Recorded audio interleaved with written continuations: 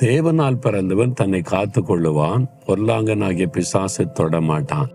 அப்ப நம்மை காத்து கொள்வதிலே தேவன் அக்கறையாயிருக்கிறார். நமக்கும் ஒரு பங்கு இருக்கிறது. நம்மை காத்து கொள்ளுகிற தேவன் தான் அவர். ஆனா நாம் நம்மை காத்துக்கொள்ள பிரயாசப்படணும். அதுக்குன்னே நம்ம சில காரியத்தை செய்யணும். அதுக்கு தான் பரிசுத்த ஆவியை ஆண்டவர் நமக்கு தந்திருக்கிறார். பரிசுத்த ஆவியினாலே நம்மை காத்துக்கொள்ள வேண்டும் என்று பவுல் குறிப்பிடுகிறார். அப்போ பரிசுத்த ஆவிக்குள்ளே நிரம்பி ஜெபிக்க தான் அந்த ஆவிக்குரிய வாழ்க்கையில ஒரு பாதுகாப்பு, நம்முடைய ஆத்மாவிலே பாதுகாப்பு. அதுக்கு தான் வேத வசனம். தினமும் வேதம் வாசித்து ஆவில நிரம்பி ஜெபிக்க தான் நாம் பாதுகாக்கப்படுகிறோம் என்பதை அறிந்து கொள்ளணும். ஆண்டவருடைய வாக்குத்தத்தம் எப்ப நிறைவேறும்?